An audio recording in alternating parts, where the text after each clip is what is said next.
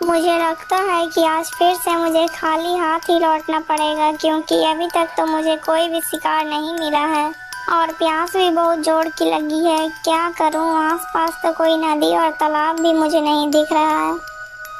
शिकारी को चलते चलते काफी समय हो जाता है। मुझे लगता है वहां पर कोई झरना है। हाँ हाँ, जल्दी से चलकर देख लेते हैं। अरे वाह, यहाँ तो एक झरना है। चलो जल्दी से पानी पी लेता हूँ।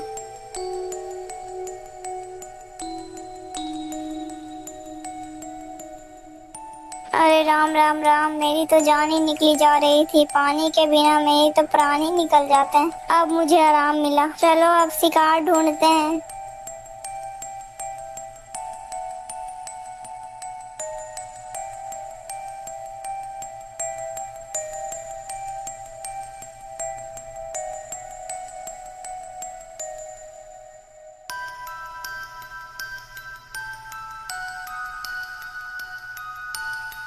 ओहो, इस पेड़ पर ये क्या बैठा हुआ है? मुझे लगता है यह तो एक सुनहरा बाज है। अरे यह बाज तो बहुत ही अच्छा लग रहा है। शिकारी तुरंत ही अपने धनुष बाण निकालता है और वो बाज पे निशाना लगाने के लिए तैयार हो जाता है। बाज को तीर लगते ही वो उड़ता रहता है, लेकिन वो जमीन पर नहीं गिरता है। जल्दी चल चल चल चल चल चल, जल्दी चल, आज ये खेत जोतना है। अरे राम राम राम, ये क्या है? इस बाज को तो तीर लगा हुआ है। लगता है किसी ने इसी पे तीर चला दिया। लेकिन यह बाज तो कितना सुंदर है, मानो जैसे कि इसके पंख सोने के हों। पानी पानी पानी।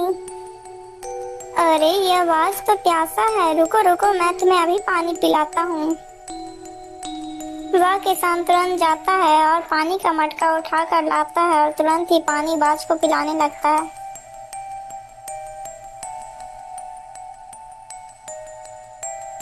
मेरी मदद करो, मेरे शरीर से इस तीर को निकाल दो।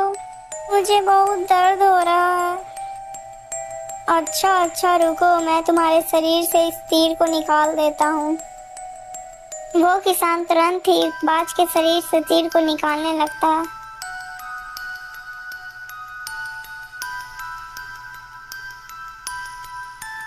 अरे राम राम राम, तीर को निकालने के बाद भी तो खून बंद नहीं हो रहा है।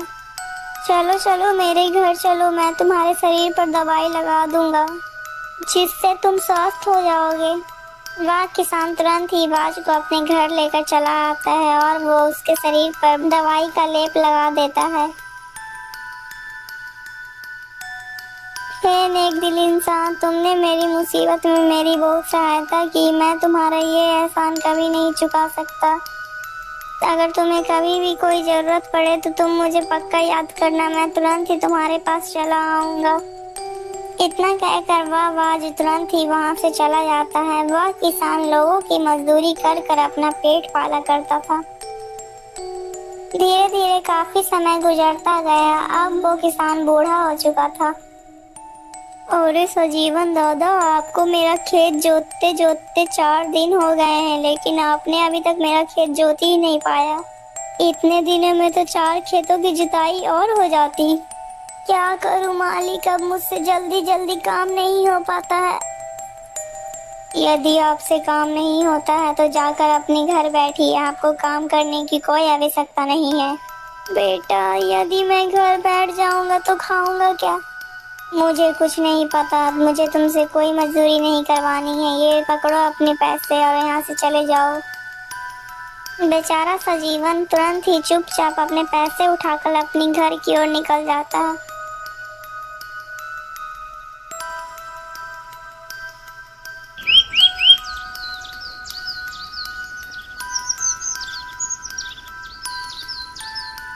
हे भगवान, अब तू मुझे अपने पास बुला ले। मुझे एक वक्त का खाना खाने के लिए भी सोचना पड़ता है।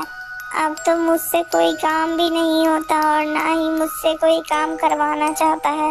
मेरा गुजारा नहीं हो पा रहा है मालिक। अब तुम मुझे माफ दे दो। हे प्रभु, आप ही मुझे कोई रास्ता दिखाओ जिससे मैं 2 वक्त का खाना खा सकूं।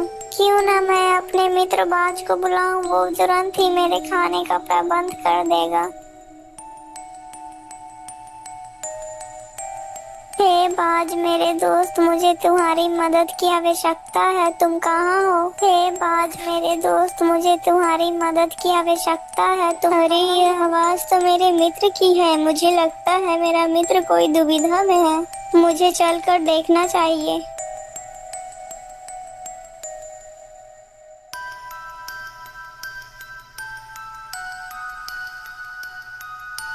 बोलिए मित्र, आपने मुझे याद किया, बोलिए क्या बात है? मेरे दोस्त, मैं बहुत मुसीबत में हूँ, मुझे सहायता चाहिए।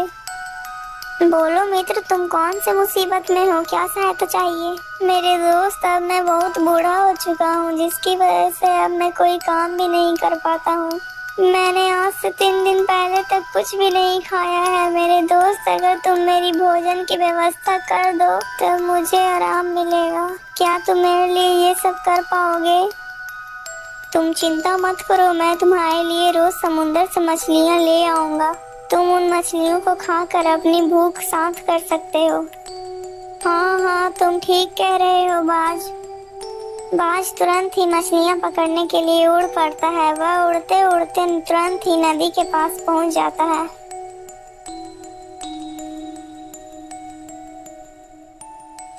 क्या करूं, कैसे मछली पकड़ूं? आज तो कोई मछली मुझे दिख ही नहीं रही है। सारी मछलियाँ जैसे गायब ही हो गई हो। अरे वो रही मछली, चलो चलो जल्दी से मैं इस मछली को पकड़ता हूँ।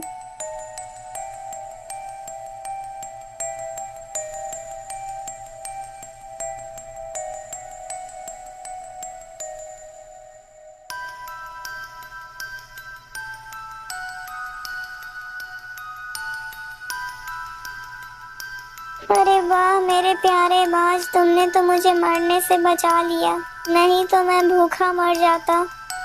नहीं नहीं मेरे मित्र, मेरे रहते हुए तुम्हें चिंता करने की कोई आवश्यकता नहीं है। मैं रोज इसी प्रकार तुम्हारे लिए मछलियाँ ला दिया करूँगा। इसी प्रकार बाज रोज मछलियाँ पकड़ कर लाता और उस बूढ़े व्यक्ति को देकर चला जाता।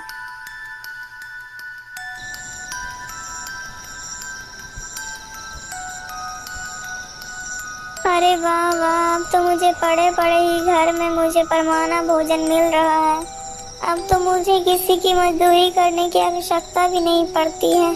खाने को तो मैं मछलियाँ खा लेता हूँ, लेकिन मेरे पास तो एक भी पैसे नहीं है। काश मेरे पास भी ढेर सारा धन होता तो मैं भी गाड़ी और बंगला खरीदता, लेकिन गाड़ी और बंगला मेरी किस्मत में कहाँ।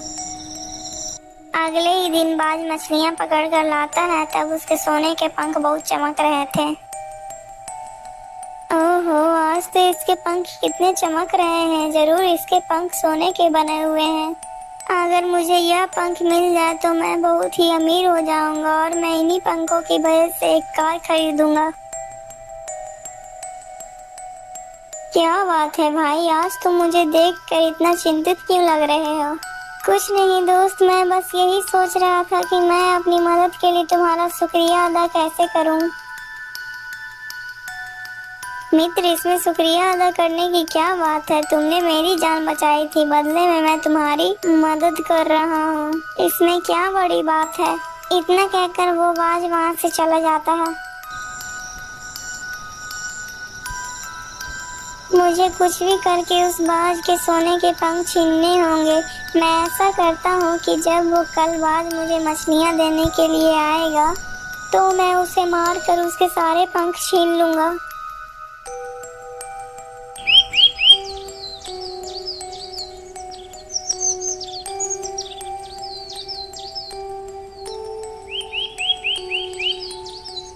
अगले ही दिन जैसे ही वो बाज मछलियाँ पकड़ कर लेकर आता है और वो जैसे ही बैठता है, तभी वो बूढ़ा व्यक्ति पीछे से आकर उस पे जोर से पत्थर से वार करता है और वो बाज वहीं पर मर जाता है।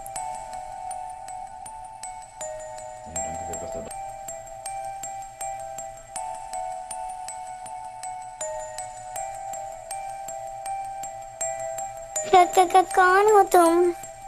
मैं एक ऋषि हूँ। मैं बहुत ही लालची था, जिसके लिए मेरे गुरुदेव ने मुझे श्राप दिया था कि तुम एक सुनहरे बाज बन जाओगी और जो भी कोई आदमी तुम्हें देखकर लालच में आएगा और तुम्हें वो मार देगा, तब मैं इस श्राप से मुक्त हो जाऊंगा और यह श्राप हत्या करने वाले पर लग जाएगा और वह भी एक सुनहरा बाज बन जाएगा। और आज तुमने भी यही गलती की है जो गलती मैंने की थी।